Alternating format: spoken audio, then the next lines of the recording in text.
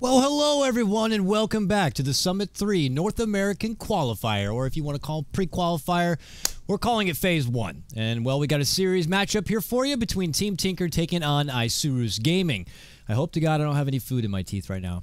I was gorging myself. I was so hungry. Brian is a great guy in providing me something to eat and nourish myself because we got more Dota action coming right now, and I'm not going at it alone. I'm KotLGuy, of course, bringing you the coverage, but I got my good buddy Blaze joining me remotely. We're going to try out Skype right now. Blaze, can you hear me loud and clear? Yeah, no problem at all, man. So hopefully we have less issues with this match here since we have a new audio setup. And yeah, we'll be seeing a pretty awesome match here. I mean, Isurus versus Team Tinker. I would have to say that Team Tinker are pretty favored, mostly because a lot of people don't know what Isurus are going to bring here. But although they have a limited history, they did just recently take down the new Union Gaming lineup. So that's pretty solid. And I passed hope for this Argentinian team. Yeah, I'm looking forward to it here. And Team Tinker, also a team that people are, for the most part, coming by to figure out who the hell's on this team right now, because it's been a bit of a hodgepodge, and people question what the hell's happening, why are they in NA, what happened, and, well, they were fortunate enough to get this spot because of Union Gaming, like you were talking about, because of their recent whole ordeal. And pretty much if you've been living under a rock, you don't know what's happening, I recommend you can Google Union Gaming and find out exactly what's been going on. But we've taken their spot Or now. you can watch the, what is it, your studio. Show? Yes. In the studio, there you go. Yes, yes, you could check out our most recent In the Studio over on our YouTube, Beyond the Summit YouTube, and you can find out all of it. You can learn it from both sides. They got Ben Jazz in there to talk about it and everything, so if you all love that crap, you can go check it on out. But for here, though, we got Dota to play. Team Tinker, and what's their matchup right now? I know we got a lot of different names, so I'll try to help everyone out here. Pink Panda, who is doing their drafting right now, is Way2. PyLi is PyLi. MSS Dota is standing in right now currently for KotLGuy, so KotLGuy is not here. Flo is Bulba, so he's been on the Team Tinker roster for quite a while now. And then Ush, who is currently a temporary stand-in, I'll put in quotations, as their core players. So with that, they have 3 North American players, you know, Way2, MSS, and Ush. As the standing is right now, there might be potential swaps to come. We're keeping close tabs on it, of course. This is a very interesting situation, but we're looking to make the best of it. But regardless, we have some very talented players here, and we're looking for some good Dota Blaze. So without further ado, let's talk about the draft at hand. Isurus open up with Vengeful Spirit Sniper, and Team Tinker, they grab Chen, and then regardless of Sniper or not, they're like, we're going to get Shadow Fiend and take it anyways. Yeah, I think Chen is a really good coupling here with Shadow Fiend. They bring a lot of the same tempo. They can really do a lot of quick burst damage that a lot of people underestimate. And in general, the fact that Chen goes for the mechanism in the Hand of God makes it that Shadow Fiend can go for the alternative build. He's not stuck with the kind of Chinese, Asian build up. He can go for things like the Yules and the Blink. He can go for damage items or BKB. Like, he can really get more involved with his full right-click self and not just be the kind of defensive support building, item building type hero. So I'm looking forward to see what they can do with this pickup. And like you said, it's kind of in spite of the Sniper. You're not going to get as good room control up against the Sniper. He's got too much going for him when it comes to the Shrapnel. And he's going to do pretty well with CS, at least you would expect so. But we'll have to see exactly how these lanes work out. If the Chen gets to gank mid a couple of times with smoke, that could turn the tables a little bit. And overall, where they want to go with the rest of their lineups. Right now, we're going to see a lot of off-lane bans. Like, we already had the Bat Rider. But we're going to be seeing the Clockwork ban out, maybe a Tide. I mean, there are a lot of various tempo-controlling off-laners that really get involved. I don't know if the Phoenix would have been that great against the Sniper Venge, but if it's something they don't want to have to focus in the midst of the engagements, that's certainly something they want to take care of. Yeah, interesting to see Tinker banning out the Clock and Storm with what they're already going against as it is, but we'll have Chen to work with, and I'm curious to see if Isurus look to build up maybe their level 1 game and go very aggressive off the bat, make Chen feel uncomfortable even with getting his own jungle groove on, because that's where he could be at his best. Team Tinker ban out the Enigma, maybe fearing Isurus could go jungle on jungle action. You know, one side's not going to really do much about the other. They have their own jungling thing happening. It's just kind of let them each have their own way, but for now, just maybe fearing that big team impact there, and, well, it just seems pretty standard thus far. You know, you can't really get a Bat Rider if you're the side of Tinker right now, seeing that Isurus already have Vengeful Spirit. Well, they banned it out anyways. I guess everything seems to be nowadays built around this Bat Rider Vengeful Spirit. It's either you hope to get a hold of both of them on your side, or you don't really want to do much with either, it feels like. But they have the benefit of Venge already. Yeah, it's a pretty standard start. Yeah, but still a lot of ways we could see it go. I mean, right now, obviously, you have two heroes that want to be focused down early in the fights that have the potential to be picked off very systematically, and you have to be worried if you're giving them enough space in the team fights. Give a little bit of an extra blink initiation, any kind of big AoE disabler. That's going to give Shadow Fiend and Sniper the time they want to do the damage that they intend. But it seems that Isurus are looking to take this to the late game as they ban out the Drow Ranger. Drow is an amazing hero at putting push emphasis out and really getting some early damage in, so they go ahead, take that off the table, and pick up the Axe. This is a hero that can really allow Sniper to do what he wants, because when you've got 2 or 3 people caught in that Berserker's Call, he just gets to right-click away, hopefully with a Maelstrom on that. So another nice thing is that Axe will be able to clear out creeps very nicely. Like Chen, his army moves a little sluggishly. The Blink will catch right on top of them whenever they want, and they don't have to like go 2 or 3 Midases just to deal with these neutrals. 10 seconds remaining. And it's definitely great to have Axe. You need a frontliner for the Sniper, so I wanted to draw the attention, make the space there so Sniper can get in prime position to really unleash his DPS freaking fury here. So that's a good start. Isurus now maybe considering what their late game side, maybe safe lane farmer, maybe get someone potentially grabs up a Midas. Wouldn't hurt to have a Midas against a Chen. Slark is the first one that advances out to me as far as availability, safe lane farmer, core late gamer who does like to get Midas. But also, if it is fullback, you always got to consider a Meepo. They play Meepo sometimes. They probably haven't done it as of recent, but if the stars align, it's something they could still pull out and utilize. But now with a Witch Doctor popping up, that's like one more thing. Yeah, Meepo doesn't really care for that. He works best when he has congestion, so... That's nice, interesting, good grab there. They definitely need lockdown, though. I mean, just putting a lot onto the coconut alone isn't quite enough. 10 seconds remaining. Yeah, it's going to be tough. I mean, one neat thing about Isurus is they play a lot of different roles. Like you'll be seeing fullback play like the Meepo or the Anti-Mage, and then other games you'll be seeing them play Vengeful Spirits and Rubiks and stuff like that. So you definitely have a lot of versatility with your playset. I expect fullback to go for the Venge here, kind of mimicking one of their recent drafts, so where they had the Sniper and the Venge on the same team there. They were able to really build up their early laning phase really nicely, and I think there's a lot of potential with just going with the tried and true. But one thing to note, you're talking about core pickups for either side. The Juggernaut is still in the pool. This is a hero that was not taken out. We do see the AA now will counteract some of the healing effects. We see Chen's Hand of God, the Voodoo Restoration. If Jug was brought to the table, the healing ward wouldn't do as much, but overall still a pretty awesome pick. I'm going to have to do a quick favor here, Blaze. My Skype is frozen up. I wanted to remove all the extra sounds because apparently my little bleeps and pops and pickups are all happening on stream, so I was trying to change it, but then it locked down completely. But the only thing that is working is the call, so I'm going to verbalize to you that the call is going to end because I'm going to have to force quit this freaking thing and then get it back up and running here. So apologize for the one moment, Blaze, and to everyone out there. Let me get this shut down and we'll get it right back up and running here. Come here, you freak. End task. Beautiful. AA was picked up, by the way, on Isurus. Not responding. Of course you're not responding. Just close the program, please. I'm not going to check for... Who checks for solutions on the internet now? Like, I don't think anyone's even considered that. Has anyone ever found a solution doing it that way? I doubt it. All right, let me log back into this bad boy. Yeah. Faceless Void. Faceless Void picked up. Oh, Witch Doctor Faceless Void. That's an old one right there. You gotta remember, though, you can't put that freaking ward in the middle of Chronosphere anymore. That's not how it works. Duplicates not allowed. What the hell is this? Okay, it's not working. I'm gonna have to do it the other way. 10 seconds Sorry, guys. Like I said, this is my first time back in the studio, and of course, it's not my own setup. It's a completely new one here, and I gotta relearn how to use everything, and everything's not properly there yet. So I'm gonna do it this way. Gonna have to open it up one more time. This is wonderful. The production value is just out the ears right now. Out the frickin' ears. Next bands that you might or might not be seeing or missing. I got Tidehunter banned out, and the last band here for Team Tinker. I'm gonna go ahead and do this. Yeah, don't display. Like Skype must have been just like freshly installed on this frickin' thing. All right, let's get Blaze back on the phone. Hi, Blaze. How you doing? Doing all right, man. Enjoying these banding phases going through. Not too much really going into it, but I mean, this is just going to close out our drafts here, and I mean, we've got some really solid lineups overall. Like, I'm really excited to see the Void come into play with Witch Doctor, Shadow Fiend. Like, there's a lot of great potential there, And obviously Isurus. So you're talking about that safe lane carry. We've been amping it up, and we get to see what the Argentinians will bring.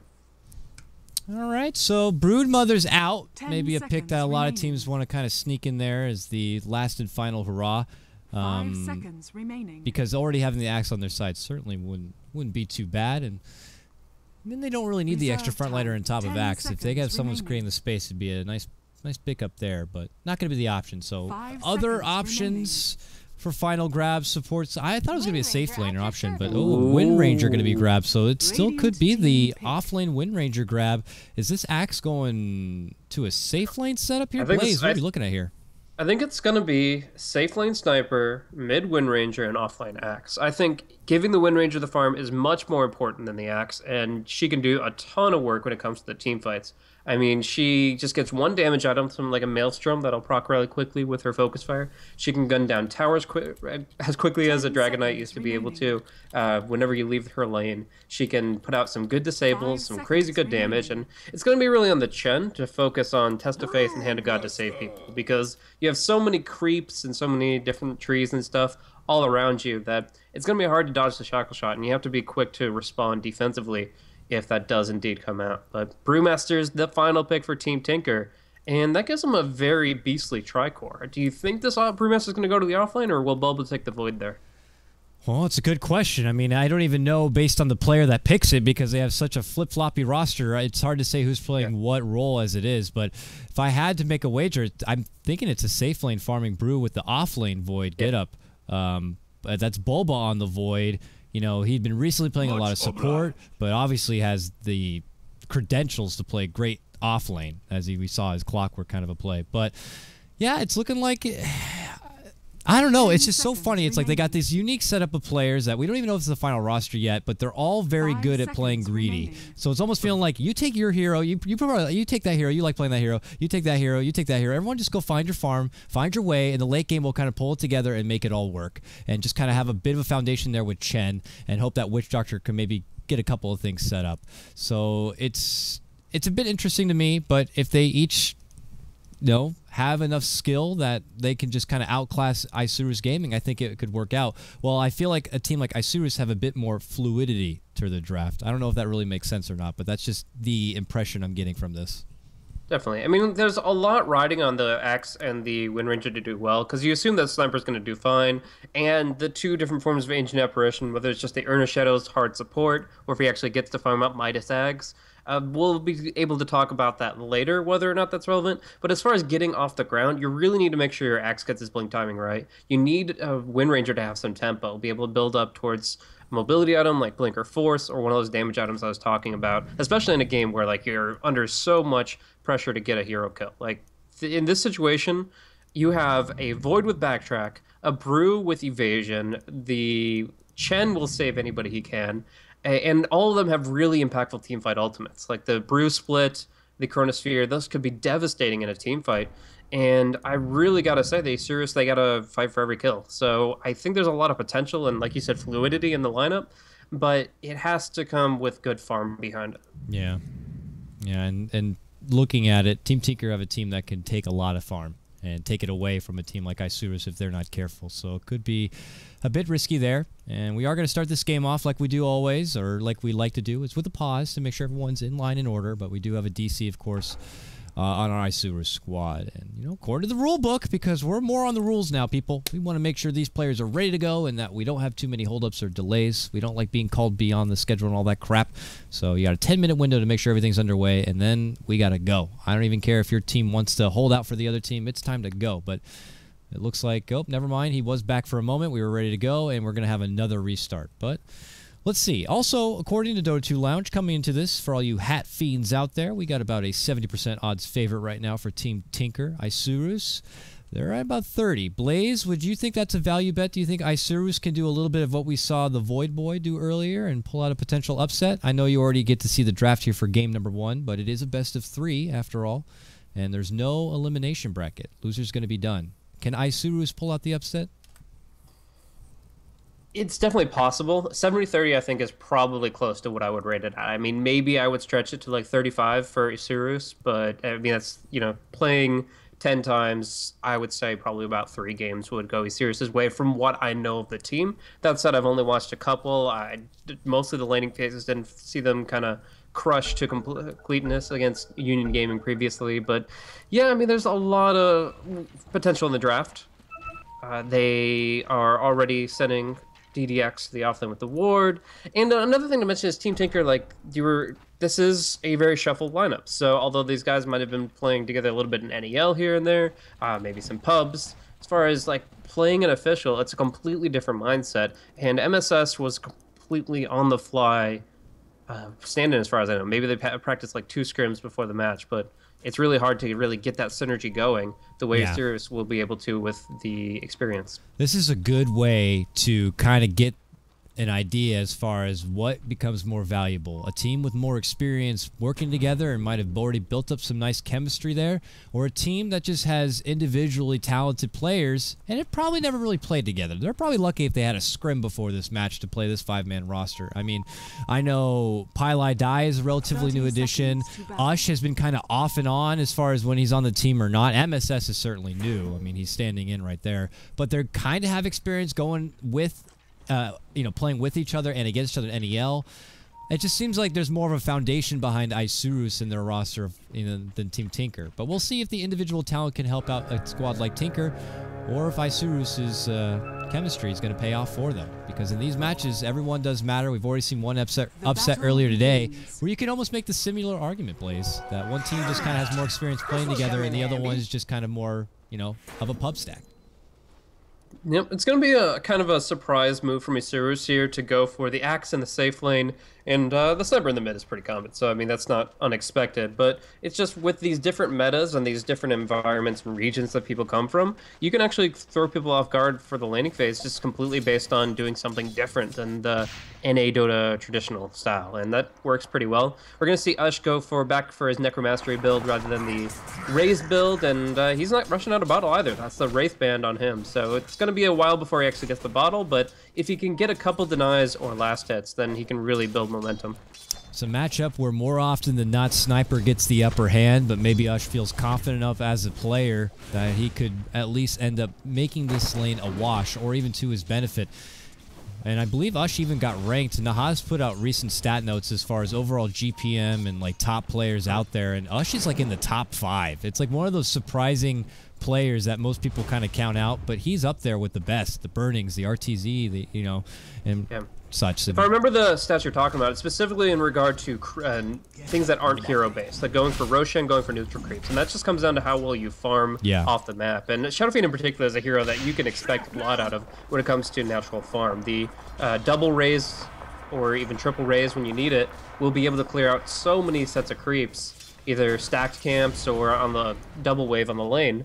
You can actually flash farm insanely well, and you just need a good start, which is what it seems that Chen is going to be providing him. He's already using the Satyr shockwaves, harassing the sniper a little bit here, and yeah, we do see that Ush will be filling out his Necromastery at 9 for the moment. Bulba trying to make the best of his off lane, uses his time walk to go to the low ground and check out the room, but it's bottom lane where the first blood is going to be popped, and it's going to be Wind Ranger going down. MSS picks it up on his brew.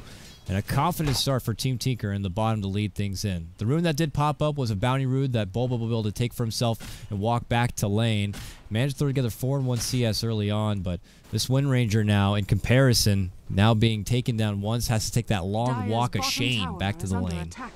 Yeah, just and went in for an engagement without Wind Run off cooldown, and that just is an unfortunate mistake for him. He gets caskets clapped, and no Wind Run is a death sentence for him. He really needs to make sure that he is extremely far back when that 15-second cooldown is unavailable, because it may sound brief, but it's enough time for them to engage, and that was critical there, as he just gets completely caught out of position. So with that, Equilibrium working in the favor of Bulba now as he has some CS to work with from behind the tower. KotLGuy, though, continues to wait with that DD rune, maybe seeing if there's an opportunity to open up on this mid lane. He's got the early Maledict level, but not looking to make anything happen here on Pepita. So with that, he might shuffle himself back towards the bottom, making some stacks potentially along the way.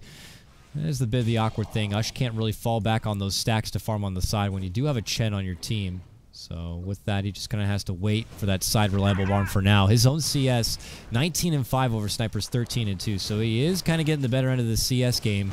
Just kind of showing, you know, his mid lane potential. Yeah, it really kind of depends on what you get for spawns here, because like if you get a Wild Wing early, of course Way 2 is going to want to farm his own camps up, but having used all of his Satyr's mana for the Shockwaves to harass the mid, maybe he will give Ush a few raises. So you're going to see a Magic Missile and some Chilling Touch damage go out against Bulba here. No points in backtrack just yet, so he will take some hefty fire, but the Time Walk always keeps him safe, at least for now. I mean, obviously, when the Axe has a Blink Dagger, that could be a very different story, but at least for now, he's doing fine, and even looking to contest runes with the help of Ush. Oh, fullback going for the rune. Bulba's there, moves onto him, goes for the body block. Big raise damage coming out from Ush, and he connects with both and gets the kill on the support. Will also claim the rune and walk away a happy man at 4 minutes in. So, going back though, top lane, your AA, now level 3, decides to put 2 points into Vortex, not putting any value into Cold Feet, just fearing that there's not quite enough lockdown even to get a hold of Faceless Void this early on in the game. It's not really a point to getting going to the lockdown, but Ice Vortex, man, has such a big range, and the slow really builds up nicely that they could find some potential with it regardless. Yep. So we're going to see a smoke come through here. We've got Way 2 rocking the Satyr Tormentor as well as the Dark Soul Summoner. On the Western camp, he did have the option of a Centaur, but thought the Ensnare range would be a little bit better than the longer duration stun, and he actually probably could net a kill with this, quite literally. The Sniper, he's trying to stay back, but he doesn't have phase boots or anything yet. First and foremost, though, it looks like they're running towards the support. Oh, nope, they turn back. Papita's the one that pops their smoke. They get the net, they get the kill. Nicely executed there from Way 2 with his Chen. They almost cross paths with fullback in the nearby woods, but it still ends up paying off for him. Ush not only gets that side kill, now he has a big boost in his mid lane. Yeah, and I want to talk real quick about support positioning and how they could have actually thwarted that. Oh, stack coming out. There are Mud Golems involved, but nevertheless, a very delicious stack if they can clear it. And it's hard to contest with Axe being so slow. He's almost to the Blink Dagger, but he's not there yet. They'll keep it alive, but they won't actually, like, be able to capitalize on this positioning. Even the creeps are, for the most part, going to go away. Maybe once Satyr falls, but the big one, the Troll, is going to stay alive. So, as far as positioning goes, if you look at the hill that Venge is going up right now, if she stands in this position, any smoke coming in from the river there will be broken, and they'll be able to see that coming. So the big thing here is they have an Observer Ward in the Chen's jungle. They knew that he wasn't farming in the eastern half, and they also knew that the Witch Doctor was missing. But the Venge was over manipulating the jungle for the Axe rather than prioritizing the defensive stance on the top hill. So kind of that position, they could have probably prevented the death if the Venge was playing so defensively, but she was focused on enhancing the Axe's farm. Yeah. I mean, you're also not taking away much from the Sniper in the mid lane. You're real far out, so you're not leeching in that XP. You are making that personal sacrifice to be kind of the scout at not getting any CS or XP for yourself, but if it avoids a gank, then it's well worth it, but it doesn't work out for them that time. But, oh, there's the jump, top lane. They get a hold of Bulba. The dunk's not going to quite go through the hole, but, well, they get the kill regardless. So, beautiful debut there for Axe on a nicely timed Blink Dagger. It's really great to get a Blink Dagger before the 8-minute mark, because that's when Daybreak hits, and there's a possibility they'll see it before it actually makes a difference. But yeah, oftentimes you see a Smoke and a Seek cover a Blink Dagger because it's picked up between 8 and 12 minutes. But out bottom, the split will come out. He's going to use the Wind Walk to try to get this tornado out. Ooh. Fog of War will prevent it, and that could be a huge waste, but finally he gets the tornado to connect. Dispel Magic, the stone will be thrown, and that's going to be enough damage to bring down the Wind Ranger. Nicely done from MSS. This is shortly after completing his Midas, just kind of flaunting how much early boost of a farm he's got. Recently banking in from that nice first blood bonus has allowed him to get this good time Midas. Now a kill on top of it. He is taking control of this bottom lane ever since that first blood, and just is going to get ready to become that bouncer of the mid lane that Brew likes to be, creating the space for the whole team. Yeah. And I was saying with that Blink Dagger, the fact that it was picked up during the nighttime, I was watching Radiant Vision, there was no vision of the Axe until it was already blinked right on top of the Void. Bulba had no way to react unless he was essentially counting CS, as well as getting an idea of what Axe farmed at the jungle. Like, it's actually almost impossible to predict that exact timing and when to realize that not even your tier 1 tower is safe. Now probably looking to get some focus farm here on Pile I'm sure soon. Level 5, almost level 6. You have that plus the Chronosphere that is up and ready to go. I'm sure they wouldn't mind finding a couple more pickoffs themselves here. Probably towards this top lane. They start congregating that way. They already have Bulba in lane. And a rotation to come from DDX when Rangers had enough of that bottom lane. Clearly, Brew has taken control and is trying to find her own farm elsewhere, but could be welcomed with an unfortunate gank here momentarily if not careful. But instead, they're going to look to go for their own pull. I guess a few extra bits of creeps to add to the new Chen army here, but no contention quite yet. It feels like Team Tinker are on early control of this matchup. Isurus need to look to find an opportunity to really bounce back. Yeah, but we're going to see the smoke come out down bottom. The Axe purchased this smoke with the blink in mind. Actually, no, he purchased the one that's still in his inventory. Nadara picked up the other one, and they really want to kill with this. If they could bring down Ush, that would be huge, since he's rocking 36 souls right now. But they are making their way through a vacant jungle for the moment. See all the camps farmed, and they really want to get that initiation off and land that key Culling Blade. Can they get it, though? Ush, now going to be accompanied by Bulba. Bulba's going to be the one to pop the smoke right there. And the second he sees him, he could instantly turn things around. Oh, couldn't get the jump off and gets called. AAO is going to be able to connect, plus the Wind Ranger Snipe. Snipe finishes it off. You can't time walk away from that one, son. But Ush turns back, finds his own precious kill under the big dome, and it ends up being a one-for-one trade. Still to the benefit of Isurus as they meander themselves away.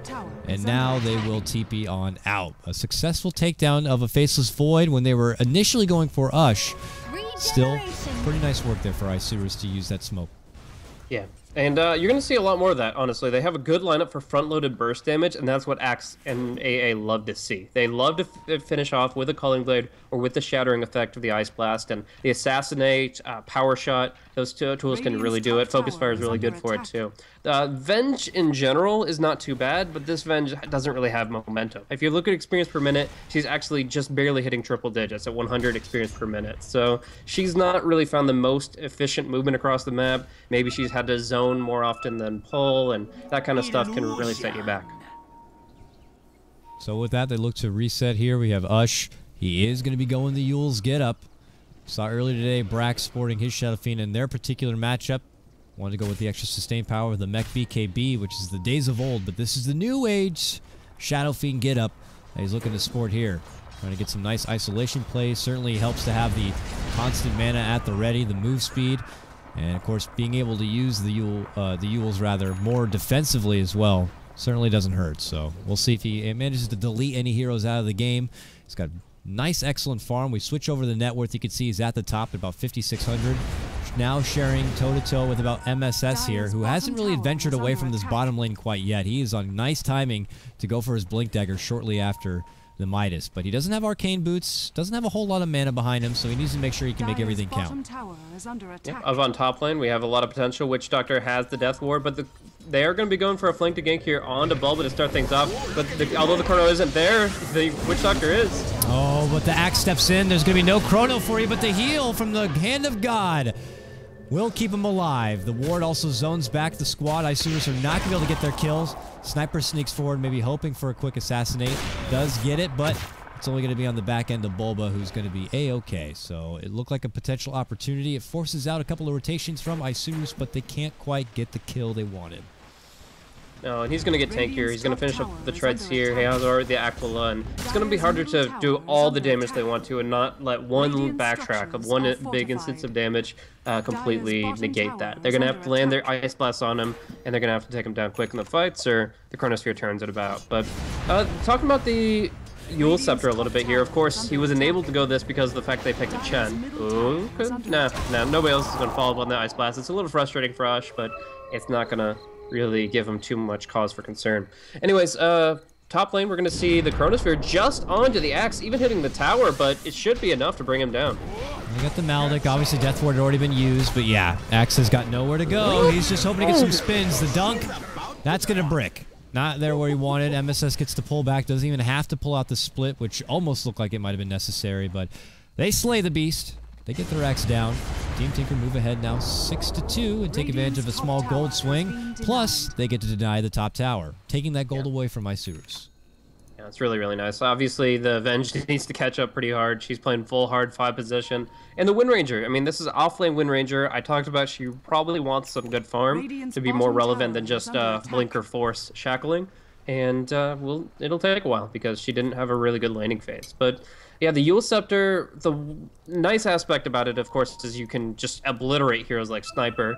and pick people apart really nicely. You also get crazy mana to farm with your raises. Like, you can just spam your raises, and the Yule Scepter gives some of the most cost per mana if regen efficiency in the game as far as items go. But one weakness is how elongated the fights are going to be. You're going to draw the fight out or the engagement out by 2.5 seconds, which gives a chance for an axe to blink in and taunt, an Ice Blast to make its way your direction. Delaying that fight actually sets up Isurus quite nicely, but they're going to make the initiation here. Here they go, jumping in, using the smoke to get into position. Beautifully set up with the axe, followed through from the AA Ice Blast, sets the stage, but now a turnaround. Pylite drops the Death Ward, axe is going to be taken down, fullback's going to go down thereafter, and now they isolate the sniper. And with that, they have the Maldic, they have the net, and it's going to be a 3-for-none trade. Team Tinker scoff at your engagement, Isurus, and just manhandle 3. Outplayed, just really well executed by Team Tinker there, and a big aspect to it was the one item that I was just talking about, the Yule Scepter. Although it delays the fight to set up for if Axe wants to go in for a call, if Sniper wants to go for Assassinate, the Ice Blast can come through. Oh, here we go! Boom, baby! That's a very, very nice usage of the ultimate there. But using it defensively makes it so that when all those spells have already been cast, you can still survive, and that's extremely impressive there. He just hasted away. After that came out, the axe just couldn't keep up to Dunk. So, yeah, they get a kill offensively with it. They keep him alive defensively with it. I mean, it's already paid for itself. Isurus now getting beaten pretty hard at this point. Ush still has the Invis, Cyclone, no Requiem, obviously, but sets up for a couple of raises and Bulba to show up with the Chrono. Third raise is going to connect, and Faceless Void's going to be the one to pick up the kill. Domination continues. That's back-to-back takedowns of your axe, just after back-to-back takedowns of your fullback Vengeful Spirit. Morale could be crumbling here for Isurus. It looks like the player talent just seems to be really, really good in this matchup. It's not feeling too much like Team Tinker might have just outdrafted him, but they are definitely showing their skill here. Yeah, I mean, they just pick solid heroes. I mean, Chen and Shadow Fiend have a really good win rate together. Witch Doctor, Void have obvious synergies, and Brewmaster has been making things happen with both Primal Splits. It's not like there's any silences on the field to really prevent it, so he's going to get the split off. It's got to be like Shackle and Berserker's Call to take MSS out of the fight, and if you commit those resources to him, you better believe that a Shadow Fiend and a Faceless Void are going to have other words for you. So in this position, they're going to start dominating the jungle with the Holy Persuasion and with this aggressive ward position. Now they'll see when Sniper falls back to farm, when Axe tries to take advantage of the fact that he can block a decent chunk of damage with the right clicks coming in via Vanguard. Oh, was that your stacks? Was that your jungle you wanted there, Axe? No, Ush takes it now. The Lord of the Dankest Memes is going to go ahead and take away all of your sweet neutral farm and not allow you to be on the path to recovery. We're going to keep the pressure built up right now, says Team Tinker, as they have just swarmed and stolen everything they can out from the village here of Isurus. And now the Argentinian boys are going to look to check out the other way here. Don't quite have enough in the arsenal to even do a Roche play themselves.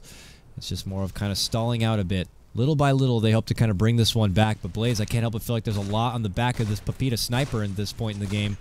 But is he going to really have an answer for everything that Team Tinker got? You're talking about a Faceless Void who can kind of jump over the hurdle and get a hold of you with a sweet little Chrono. You got the Yule setup coming out. Blink, Brew, who's going to split and get in your face. I don't know if there's going to be a point where Isurus really have an answer for Team Tinker right now. It's going to be tough. I mean, Ice Blast will come out here, ward them off of the mid tower, so they're not going to be rotating for more push, but they've already got a lot of good damage on the top guaranteed, and another Chronosphere up their sleeves. So right now, they're dominating the map, they're just skyrocketing in golden experience, and it doesn't feel like the Axe has been able to really follow through with the farm that he got. He started off, he got the Blink Dagger, immediately finds 2 good kills, and turns it into a Vanguard. But since then, absolutely nothing, and it's just one aspect of the Axe does a little bit less damage now, and another aspect is the other heroes aren't doing that much damage. So the Wind Ranger is going for a 4-staff, the Vengeful Spirit is under-leveled, and the AA, yeah, he's going for the Axe Rush, which gives him better progression for the late game, but this is a 17.5-minute game where they are just desperately behind. I would have almost considered just getting a Midas before even trying to stop off with this point booster if you're an AA. I mean, we saw it in the previous series, Hani even went as far as a 30-minute recovery Midas just to try to see if he can put the tools together into a late game. And I think that's something you should have considered, but for now, just wants a bit more durability. Even with that point booster, he can't even break 1k HP, and that's going to be hard in a game like this. Sniper as well, 853. These guys are fragile and flimsy. like little pieces of glass. If Team Teamwork gets a hold of you, them and their shaky hands, they're going to drop you on the floor and crack you wide open. So Yeah. we'll have to see if it's going to be happening here. And plus, by the point Axe was able to put together that Blink Dagger and hopefully snowball and build up everything in the mid-game, you got a Brew who's over-farmed and has Split ready to go. Hand of God's always going to be at the ready for your jump in. It's been a hard game right now for Isurus. It certainly has. And I could see it both ways with the Ancient Apparition progression. Like, the Midas would be really nice. You kill Chen creeps, you guarantee that you'll get farm somewhere eventually. But one big aspect to it is you're just going to die in Chronosphere because of the lack of HP. So the point booster, it helps. Yeah. It gives your team more time to respond. But overall, it might have the less potential. If you have really good positioning, the Midas probably would have been the better play, but the chance that you're going to get picked off is high, and a little bit of extra HP could certainly help. But yeah, they've got this high ground warded up, the plateau taken care of by the Vengeful Spirit, but two great Observer Wards still suppressing Isurus' potential to farm. One in the central part of the Dire Jungle, and one right here where they're about to engage. They scout out, and they get the Chrono down. Axe, their big meat one, is going to be taken down. So with that, Isurus are going to be without their bouncer, without their front liner, and well, the snipe comes out, but it's not going to get the job done. Bulba's going to be fine and now earned up and saved from KotLGuy. Yeah, that Mask of Madness plus the level 2 Assassinate is actually pretty scary, but yeah, Bulba's all the better for it, pulling out with the kill. He's now got 1 kill, 4 assists. Witch Doctor doing some good work here too. And speaking of X, this is going to be a pretty impactful one. We do see Sniper throwing out some pot shots from the high ground with this shrapnel, but just because they have vision doesn't mean they can actually make the play. Axe was required for this, even if the Ice Blast connects. And he's got 8 more seconds. He won't be up to even see the Roche message go down. It's going to be quickly snagged up from Ush. Also going to be grabbing in his other hand his fresh new BKB to work with. And on top of that, already the Blink. But hey, the snap. Wow. All right, so they managed to take down Way 2. But that's just kind of not close enough for anyone to get the XP off from. But they think it's enough an advantage where they can make something out of it. They smoke up. They should have known it wasn't him because the smoke didn't pop, but they still put the stun onto the Shadow Fiend illusion. Yeah, sometimes you just get the knee-jerk reaction. You're like, okay, just gotta get killed. Kill. Hey, there's a guy. But the cool thing about global spells is that as long as you got the kill credit and you were alive, you'll get the experience. So AA moves up to level 9 here, and I mean that's just a nice little benefit to being able to find those long-range pickoffs with the power shot, assassinate, things of that nature. They're still going to be able to pull forward overall, but you need your level 11 pretty quickly. At least you can say you have Nether Swap. That's not been true for most of the game, but 20 minutes in, I don't know. I compare it to the Honey Shaker. Maybe fullback's not doing too bad. Yeah, certainly not. Having the Venge Spirit. 22-minute boots of speed, like, yeah, this Venge is in luxury. It's okay. You go in there. I was gonna say you die, but she doesn't have a level yet in the Vengeful Aura, unfortunately, or Vengeance Aura rather. So would love to get at least some XP. With the nerf that they got. Oh, Ush has moving forward. Just so much insurance. Uh-oh. Wow, nice quick BKB. Stops the stun. Bubble's going to be dropped. He hops to the other side to get the kill over there and makes it a double. What a guy Ush is. But now they want more blood. Oh, Niadara.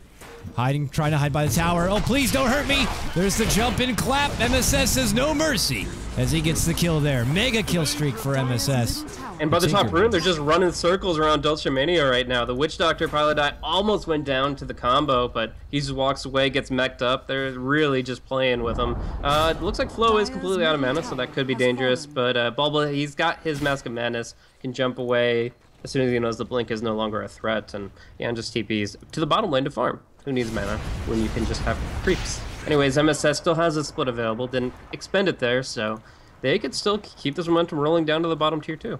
They just can do what they want at this point. They still have the Aegis in the pocket of Ush as well. Can wait up for his BKB to come back and online. They know Axe isn't back yet, so they're kind of doing the deduction play here to see if maybe he's nearby, and they could cross paths. Dulcimania. Oh, hey, MSS, how's it going? Clap's going to be there. Gets the call at the same moment. But you better get the job done quick, because here comes Way 2. Trotting on in with his Chen. Split's going to be pulled out. Oh, the blink away. Yeah. Is he not going to be scouted? He will not. The split might be prematurely used in this case after nursing it for quite a while. As soon as know this, they move forward. Uh-oh, DDX, there's a rock to your face. And now they consider stepping back, waiting for the shackle. Power shot moves on forward, even though he gets locked up with the net. There's going to be the catch, but it's not going to be good. MSS able to step away from that. And now it's DDX in trouble. Blink forward, clap, the 4-inch swap. Good enough to get him a little bit of life, but now fullback could be the sacrificial lamb as he gets netted down. Shackle shot not going to connect. Locks him, though, for 1 second. Hey, how's it going? My name's Ush. Boom! See you later. Unstoppable streak for Ush. After the dance goes on and on, Blaze, ultimately someone has to step in and say, just stop it. And Ush gets the job done. The coach told Venge that he was playing fullback, but it turns out he's the linebacker there, and just gets swapped right in the face of the Wind Ranger. They both go down, but these are the kind of things you can expect. I was actually surprised that MSS even bothered with the split. You can't really primal split a Blink Dagger here unless you have an Earn of Shadows dot or something like that that keeps them locked in place. Then you can chase them down, but they didn't have the vision. They didn't have the other hero to do one instance of hero-based damage. So yeah, it's 17-3. Ush really just rocking it. He still has this Aegis for now. The Scotty is going to be completed very shortly. It's 2 out of 4 components, the expensive ones on the Courier. And I mean, do you think of the heroes like Ancient Apparition and Axe? They want to finish heroes quickly in the fight. They want to make it so you go down. Once you've got a Scotty, yeah, that damage is just not going to come. You have to commit literally every spell on Isurus' team just to bring down Ush, assuming he doesn't in the 6 or 7 seconds that happens, pop his BKB. Yeah, and plus you got way too nearby. He's got Mech, he's got Hand of God. No one's going to be going down on his watch. Not too fast, at least. He can expend all that before even considering the BKB as a... But yeah, top lane. Pilot Eye, solo support takedown for him as he's able to get a hold of Little Iceman, the Adara. AA will end up dropping. A quick, easy pick for them, 18-3. A one-sided battle here for game number 1. Isurus, if they do lose this one, they're not out quite yet. It is a best of 3. They have another game to try to bring it back. But for now, it's all Team Tinker all day. Yep. So right now we are looking at the Void still kind of in off-lane status, but he's not really the one that has to do damage inside his Chronosphere. The follow-through from the triple raise, from the Witch Doctor Death Ward, which is now tagged up, like, they're perfectly fine with just doing that little poke and product damage. Speaking of, this Wind Ranger ultimate does almost nothing. It's level 1. There's no orb effects. And Flo's here. Jumps in, drops the chrono on 1. Or on 2, rather, but takes down 1. And with that, immediate buyback from your Wind Ranger. Meanwhile, Ush, yeah, he's tearing people up back by the base. And instantly annihilates both Pepita and fullback. So make it 4 down. Buyback from the Wind Ranger, going to get cycloned up. And yeah, I'm missing a lot. On the other side, it's going to be a double kill for Bulba, and it looks like Isurus have pretty much had enough. They call good game, and an instant disconnect will force out the auto pause. But this game's over. Is it frozen? Okay, there we go. Can we just take a second to appreciate the banners of Isurus Gaming? What, just like saying, well, this one's over, no reason to drag it out? No, not banners, the oh, the little banners. That's interesting. Anyways, yeah, we've got another game or two ahead. We'll see if Isurus can pull it back. It was obviously a rough start. I don't know if the axe really paid for itself. I would have to watch the replay back to see how the Venge moved and whether or not he could get more experience in a different position, if he found better ganks in different spots. It seemed like he was kind of like the stacking boy for the team. He was focused on the jungle, mostly for somebody else. Maybe he could have leached Axe's experience when he was doing that. I'm not sure. But I definitely think that it's important for the supports to get online and probably pick up an offlaner that can put out more damage in the fights. Yeah, I felt a bit awkward there with the Wind Ranger grab, plus you already allowed Team Tinker to pick so much. I wager a Shadow Fiend ban could be something they have to consider this front. Ush did impeccable work with it. All around, they got everything they wanted. MSS, after the first blood, just continued to dominate his lane there on the bottom. Bulba had a little bit of trouble, but he didn't hand over anything unnecessary. It just looked like a sharp performance from them. Isurus, though, they're going to look to bounce back as we go into game number 2. A win here for Team Tinker allows them to move on in phase number 1. Isurus, it's tournament life for them. So that game's coming up in just a moment. If you want to show your support for us, I'm KotLGuy. Catch me on my Twitter at KotLGuy and catch my remote caster Blaze at Blaze Casting. Folks, we'll be back in just a moment with more Dota action. Please stick around.